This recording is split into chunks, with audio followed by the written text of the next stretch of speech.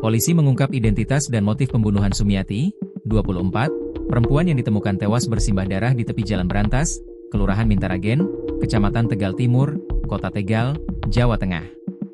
Pelaku adalah Titus Sutrisno, 32, pria yang mengaku mengenal Sumiati dari aplikasi miChat. Titus hanya tertunduk saat dihadirkan dalam konferensi pers di Mapolres Tegal Kota, Kamis, 28 Agustus 2025. Titus merupakan warga Kelurahan Panggung, Kecamatan Tegal Timur, Kota Tegal. Sedangkan korban, Sumiati atau akrab disapa Okta, berasal dari Desa Cipelem, Kecamatan Bulakamba, Kabupaten Brebes.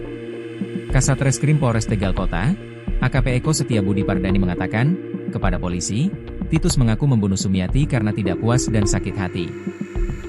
Ditusuk 7 kali.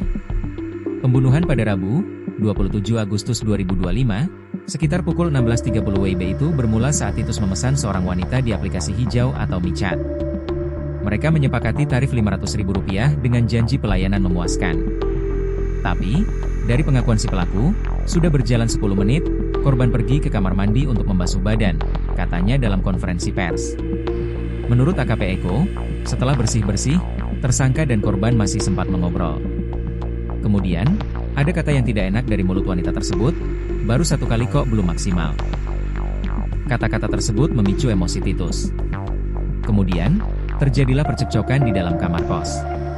Korban mendapatkan tusukan sebanyak 7 kali, belakang samping kanan kiri, jelasnya.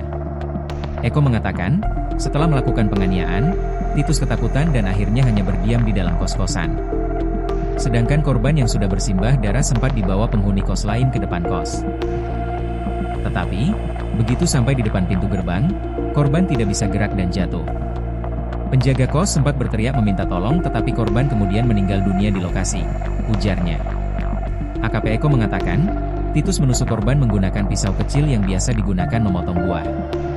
Tersangka dan korban sebelumnya belum saling kenal. Sementara, korban sudah tinggal di kos-kosan tersebut selama 1 tahun. Tersangka diancam hukuman 15 tahun penjara. Dia dijerat pasal 338 dan atau pasal 351 ayat 3 KUH Pidana, jelasnya.